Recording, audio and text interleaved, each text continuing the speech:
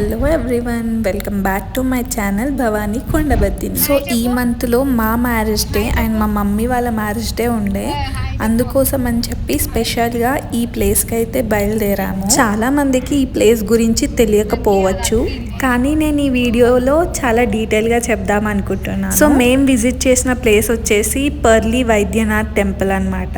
12 జ్యోతిర్లింగాల్లో ఇది కూడా ఒక టెంపుల్ అనమాట. ఈ జర్నీ అయితే మేము అస్సలు మర్చిపోలేము. చాలా ఎండలు ఉండే, చిన్న పాపతో కష్టం అనిపించింది అక్కడికి వెళ్ళడము.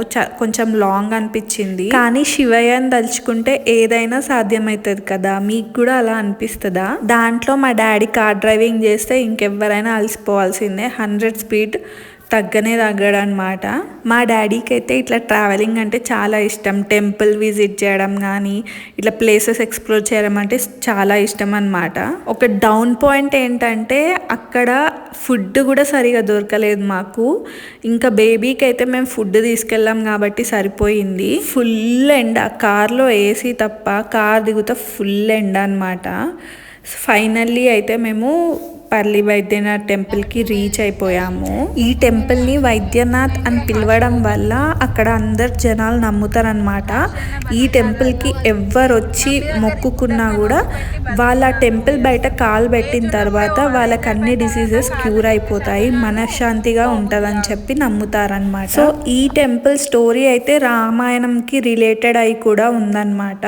అండ్ ఇక్కడ మేము అసలు తినడానికి కూడా ఏం దొరకలేదని చెప్పి ఇక్కడ చెరుకు రసం ఉంటే అది తాగాము. కొంచెం రిలీఫ్గా అనిపించింది దాని తర్వాత. అండ్ చాలా మంది ఇక్కడ మొక్కులు కూడా పెడతారనమాట, వాళ్ళ హెల్త్ కోసము. ఇట్లా వాళ్ళు ఏది మొక్కుకుంటే దానికోసం అనమాట. చాలామందికి అవి క్యూర్ కూడా అయినాయంట, హెల్త్ ప్రాబ్లమ్స్. ఫైనల్గా అయితే మేము టెంపుల్ రీచ్ అయిపోయాము. అండ్ అక్కడ స్టెప్స్ చూసారు కదా, ఆ స్టెప్స్ అన్నీ ఎక్కితే కాళ్ళు మాడిపోతాయి అని చెప్పి కార్లో ఇంకొక రూట్ ఉంది, అలా వెళ్దాం అనుకున్నాం. అందుకే ఇక్కడ బండి ఆయన అడిగితే ఆయన ఇన్ఫర్మేషన్ చెప్తున్నాడు. సో కారు మనకి పక్క నుంచి వెళ్తే గుట్ట పై వరకు వెళ్తుంది అనమాట. అక్కడ కార్ పార్కింగ్ చేసుకుంటే డైరెక్ట్ టెంపుల్లోకి వెళ్ళిపోవచ్చు. అండ్ మేము వెళ్ళిన రోజు మాత్రం అంత రష్ కూడా లేకుండే, ఎందుకంటే మధ్యాహ్నం టైంలో వెళ్ళామన్నమాట మేము. యాజ్ యూ ఆల్ నో, ఆదిలాబాద్లో అయితే చాలా ఎండలు ఉంటాయి కదా.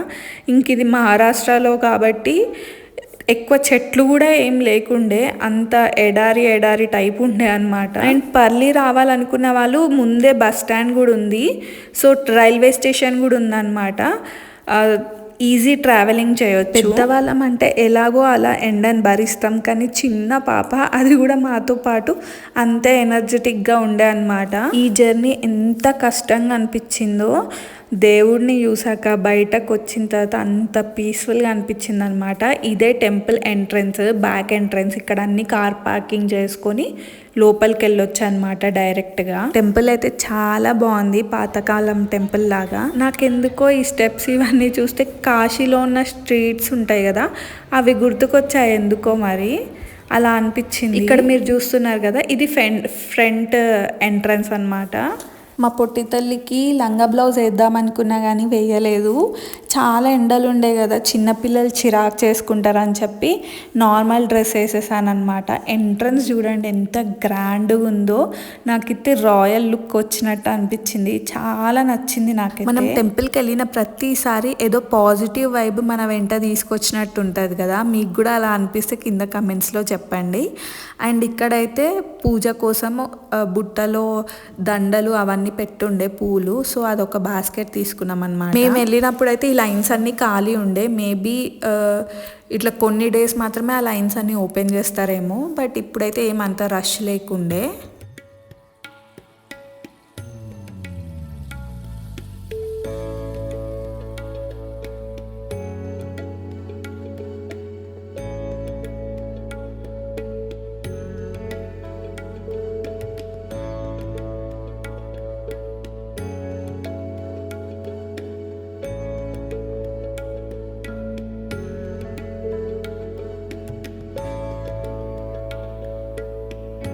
మా పొట్టిదైతే అసలు అలసిపోతుందో నాకు తెలియదు, కానీ 24/7 అదే యాక్టివ్నెస్ ఉంటుందండి. ఒక్క ఫోటో కోసం ఇన్ని పాటలు పాడాల్సి వస్తుంది మా పొట్టిదాంతో.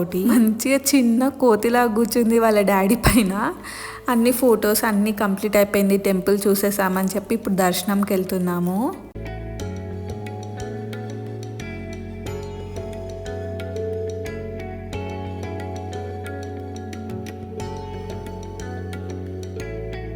చూడండి, నేను చెప్పా కదా టెంపుల్ అయితే చాలా బాగుంది. ఇట్లా వింటేజ్ లుక్ ఉంది, పాతకాలం టెంపుల్స్లో లాగా.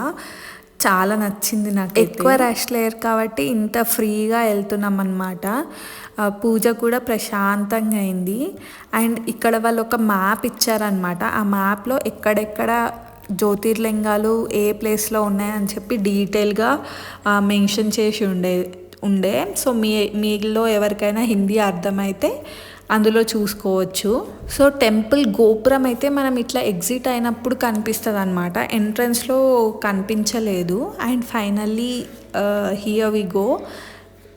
చూడండి, దేవుడు అయితే కిందకు ఉన్నట్టున్నాడు, కనిపించలేదు. సో ఇక్కడ మేము పూజ చేసామన్నమాట. దేవుని చూసినంతసేపు చాలా అంటే చాలా పీస్ఫుల్గా ఉండే. అండ్ ఇదే గోపురం అండి.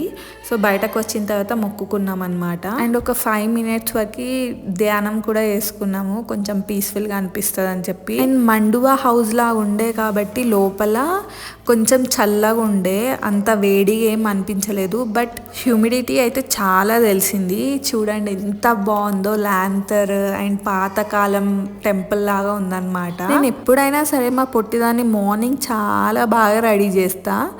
అండ్ ఇంకా డే అయిపోగా అది అన్ని పీకేస్తూ ఉంటుంది. జుట్లు మాత్రం ఉంచుకుంది కానీ క్లిప్స్ అయితే పీక్ అవతల వారేసింది. నేను ఏరుకుంటూ వచ్చా అనమాట దాని వెనక. కార్లో పట్టుకొని కూర్చుంటాం కదా, దానికంత ఫ్రీగా అనిపించలేదు. ఇక్కడ వదిలేస్తే చాలా అంటే చాలా సేపు ఆడుకుంది.